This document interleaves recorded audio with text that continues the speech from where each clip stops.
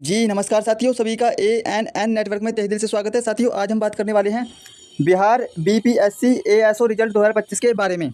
Answer की इस दिन जारी होगी। जी हाँ साथियों, आपकी जो आंसर की है उसकी डेट घोषित हो चुकी है, किस दिन आपकी जारी होगी और कट ऑफ उम्मीद से भी कम रहेगी। साथियों, मैं आपको विद प्रूफ बताऊंगा आखिरकार आपकी कट ऑफ क्यों कम रहेगी और इस दिन जारी होगा आपका रिजल्ट। जी हाँ साथियों, आपका रिजल्ट की तिथि भी घोषित हो गई है और कैंडिडेट महासर्वे लिस्ट जारी।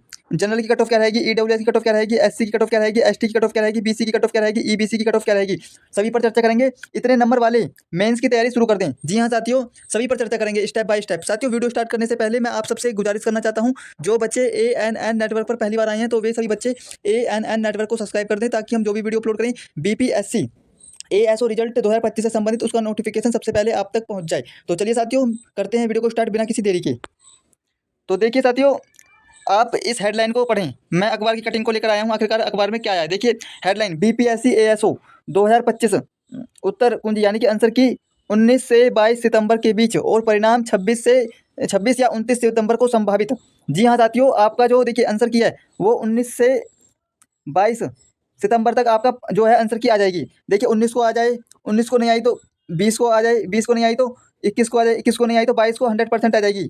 1 2 3 4 साथियों, इन 4 दिनों में आपकी आंसर की आपके हाथों में होगी। जी हाँ साथियों, और अब मैं बात करूँ रिजल्ट की, तो साथियों जो आपका रिजल्ट है वो 26 से 29 तारीख के बीच में। देखिए 26 को आपका रिजल्ट आ जाए, 26 को नहीं आया तो 27 को आ जाए, 27 को नहीं आया तो 28 को आ जाए, 28 को नहीं आया तो 29 को आ जाए।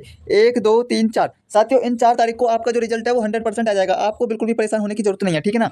और देखिए बिहार पटना 15 दिसंबर 2025 की मैं अपडेट है साथियों, ये 15 दिसंबर 2025 की, ठीक है ना, ताज़ा अपडेट है और पटना बिहार की है, ठीक है ना। देखिए बिहार लोक सेवा आयोग बीपीएससी द्वारा आयोजित सहायक अनुभव अधिकारी एएसओ की प्रारंभिक परीक्षा 10 सितंबर 2025 को सफलतापूर्वक संपन्न हुई। परीक्षा में लगभग 5 लाख अभ्यर्थियों ने भाग लिया, जो राज्य भर के सभी केंद्रों पर आयोजित की गई थी। साथियों 5 लाख बच्चों ने आपका ये पेपर दिया था, ठीक है ना। आप सभी की निगाहें आंसर की और रिजल्ट की घोषणा पर टिकी हैं। अब देखिए आंसर की संभावित तिथि। देखिए विभिन्न सूत्रों के अनुसार आयोग द्वारा प्रारंभिक आंसर की 19 से 22 सितंबर 2025 के बीच जारी की जा सकती है। अभ्यर्थी इसे बीपीएससी की आधिकारिक वेबसाइट bpsc.bih.inc.in से डाउनलोड कर सकेंगे। साथ ही आयोग उत्तर कुंजी पर आपत्ति दर्ज करने का भी अवसर देगा। अब देखिए परिणाम की संभावित तिथि। देखिए आंसर की के बाद आयोग द्वारा प्रारंभिक परीक्षा यानी कि प्रीलिम्स परीक्षा का परिणाम 26 से 29 सितंबर 2025 को जारी किया जा सकता है। परिणाम जारी होने के बाद योग्य अभ्यर्थियों को मुख्य परीक्षा यानी कि साथियों मेंस की के लिए अभी से तैयारी शुरू कर दें, ठीक है ना। और देखिए क्या करें अभ्यर्थी, देखिए उत्तर कुंजी जारी होते ही अपने उत्तरों का मिलान करें। यदि कोई त्रुटि हो तो निर्धारित समय में आपत्ति दर्ज करें। परिणाम की प्रतीक्षा करते हुए मुख्य परीक्षा की तैयारी शुरू कर दें। साथियों आपको देखिए, आपने प्रीलिम्स का एग्जाम दे दिया, यदि आपको लगता है कि हमारा क्लियर हो जाएगा, आपको लगता है कि हमारा प्रीलिम्स क्लियर हो जाएगा, तो आपको बिल्कुल भी लापरवाही नहीं करनी है मेंस के एग्जाम के लिए, ठीक है ना। और अब मैं साथियों बात करता हूँ, देखिए जो बच्चे चैनल पर पहली बार आए हैं, जिन बच्चों को इस भर्ती के बारे में पता नहीं है, मैं एक बार उन सभी बच्चों को थोड़ी भर्ती के बारे में बताता हूँ। देखिए भर्ती स्थान था बिहार लोक सेवा आयोग बीपीएससी, ठीक है ना। और पद का नाम था सहायक अनुभाग अधिकारी एएसओ। कुल पद थे आपके 41। विज्ञापन संख्या थी 37/2025। आवेदन की प्रक्रिया ऑनलाइन और आवेदन की तिथि 29 मई 2025 से 23 जून 2025 तक, ठीक है ना। और परीक्षा 10 सितंबर 2025 दोपहर 12 से 2 बज के 15 बजे तक, ठीक है ना। और वर्तमान में वेतन, अगर मैं वेतन की बात करूँ तो वर्तमान में वेतन आपको कितना मिलेगा, तो देखिए 44,900 से 1,82,400 तक। लेकिन मैं आपको बता दूं, जब आपका इसमें एच आर ए और डी ए और टी ए जब ये तीनों आपके मिलेंगे ना, तो आपका ये तनख्वाह है ना, तो आपको देखिए 85,000 मिनिमम आपको मिलेगी इन हैंड शुरुआत में, ठीक है ना साथियों। और देखिए आयु सीमा 21 से 37 वर्ष, जैसा कि आप सभी को पता है, ठीक है ना साथियों।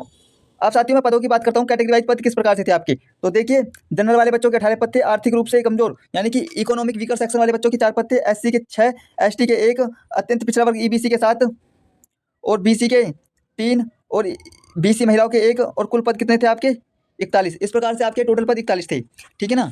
अब बात करते हैं साथियों आपकी कट ऑफ। देखिए कब की कट ऑफ है, 2023 की कट ऑफ है, ठीक है ना साथियों। पुराने वर्ष की कट ऑफ है आपकी। आखिरकार आपकी पुराने वर्ष में कट ऑफ क्या रही थी, तो देखिए जो जनरल वाले बच्चे थे उनके 124 गई थी कट ऑफ, ठीक है ना। और महिलाओं की 120, ठीक है ना, 150 में से, ठीक है ना साथियों। प्रीलिम्स की कट ऑफ मैं बता रहा हूँ, देखें, ठीक है ना। और देखिए ईडब्ल्यूएस के 125 गए थे पुरुषों के, महिलाओं के 117, ठीक है ना। और एससी की मैं बात करूँ, अनुसूचित जाति वाले बच्चों की, तो इनके 116 और महिलाओं के 105। और एसटी वाले बच्चों की मैं बात करूँ, इनके 100 और महिलाओं की कुछ संभावित नहीं थी, ठीक है ना। और देखिए ईबीसी की मैं बात करूँ तो ईबीसी की 118 और महिलाओं की 111 गई थी, ठीक है ना। और बीसी की मैं बात करूँ तो लगभग 121 गई थी, 121 प्लस। और दिव्यांग बच्चों की 100 से कम गई थी, ठीक है ना साथियों, इनकी कट ऑफ। और देखिए नोट, देखिए यह कट ऑफ प्रारंभिक परीक्षा के लिए है, मुख्य परीक्षा और अंतिम चयन के लिए अलग कट ऑफ होती है, ठीक है ना साथियों, ये आपको ध्यान रखना है। ये आपकी प्रीलिम्स की कट ऑफ है। और अब मैं बात करूँ आपकी मेंस की कट ऑफ क्या रही थी 2023 में, तो देखिए मेंस की कट ऑफ रही थी आपकी जनरल की 119 और महिलाओं की 113, ईडब्ल्यूएस की गई थी 119, महिलाओं की 111, एससी की गई थी 114 पुरुषों की और महिलाओं की गई थी 104, ईबीसी की गई थी पुरुषों की 118 और महिलाओं की 111, ठीक है ना। देखिए इन आंकड़ों से आप अंदाजा लगा सकते हैं कि बीपीएससी एएसओ 2025 में कट ऑफ और भी ऊपर जा सकती है, क्योंकि प्रतियोगिता और आवेदन संख्या लगातार बढ़ रही है। अब साथियों मैं बात करता हूँ आखिरकार आपकी कट ऑफ क्या रह सकती है, ठीक है ना। यदि इतने अंक आ रहे हैं तो आपके, तो मैं आपसे एक ही बात कहूँगा कि आपको अब देखिए भटकने की जरूरत नहीं है। अब आपको मेंस की तैयारी शुरू कर देनी है, क्योंकि आपका देखिए आपने इतनी मेहनत करी, ठीक है ना। अगर आप थोड़ी सी भी लापरवाही करते हो तो आपकी पूरी मेहनत पर पानी फिर सकता है, तो इसलिए आप बिल्कुल भी लापरवाही ना करें। तो देखिए जो जनरल वाले बच्चे हैं उनके 130, ठीक है, प्लस मानकर चलो। और इकोनॉमिक वीकर सेक्शन वाले ईडब्ल्यूएस के 120 से 125। और बीसी की बात करूँ तो 125 से 130 अंक के बीच में आ रहे हैं, तो आप अपना सिलेक्शन मानकर चलें। और ईबीसी के 120 से 125 अंक के बीच में अपना सिलेक्शन मानकर चलें। और एससी के 110 से 115 अंक के बीच में। और एसटी के 105 से 110 अंक के बीच में। और महिलाओं की मैं बात करूँ तो जनरल वाली महिलाओं की मैं बात कर रहा हूँ, जनरल 110 से 120। और जो SC, ST, OBC sorry EBC और बीसी वाली महिलाएं हैं, तो इनसे भी यदि कम आते हैं तो उनका भी 100% सिलेक्शन होगा, ठीक है ना। और देखिए कट ऑफ को प्रभावित करने वाले कारक कौन कौन से होते हैं, तो देखिए परीक्षा का कठिनाई स्तर, ठीक है ना। देखिए परीक्षा का कठिनाई स्तर, देखिए मध्य से कठिन रही थी परीक्षा, तो कट ऑफ कम रह सकती है ना, क्योंकि परीक्षा कठिन थी। और पदों की संख्या तो मैं बात करूँ तो देखिए पद बहुत कम है, तो इसकी वजह से कट ऑफ थोड़ी हाई रह सकती है, ये नेगेटिव पॉइंट है। और दूसरी बात, अभ्यर्थियों की संख्या लाखों में आवेदन, साथियों ये भी बहुत बड़ी नेगेटिव संख्या है। और यदि अधिकांश ने अच्छा किया तो कट ऑफ बढ़ेगी। देखिए यदि बच्चों ने अच्छा प्रदर्शन किया हो तो, या फिर देखिए अच्छे से एग्जाम दिया हो बच्चों ने, तो कट ऑफ ज़्यादा रहेगी। और यदि अधिकतर बच्चों का पेपर अच्छा नहीं रहा हो तो कट ऑफ कम रहती है, ठीक है ना। इस प्रकार से आप समझिए। और अब मैं बात करूं साथियों आपकी, देखिए फॉर्म भरने वाले कुल अभ्यर्थियों की संख्या, देखिए 4,80,000 बच्चों ने, ये 4,80,000 प्लस बच्चों ने ये फॉर्म भरा था, ठीक है ना।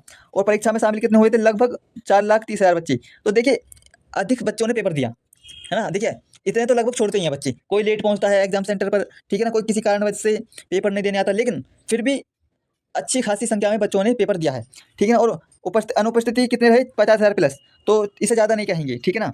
अब देखिए उपस्थिति दर लगभग 90% रही, जो पीपीएससी परीक्षाओं में आमतौर पर उच्च मानी जाती है। देखिए सबसे ज़्यादा जो पेपर देते हैं ना बच्चे, वो बीपीएससी परीक्षा में ही देते हैं, ठीक है ना। और प्रतियोगिता बहुत तीव्र है, क्योंकि केवल 41 पद के लिए इतने लाख आवेदन आए हैं, तो साथियों कॉम्पिटिशन तो बहुत तगड़ा है, ठीक है ना।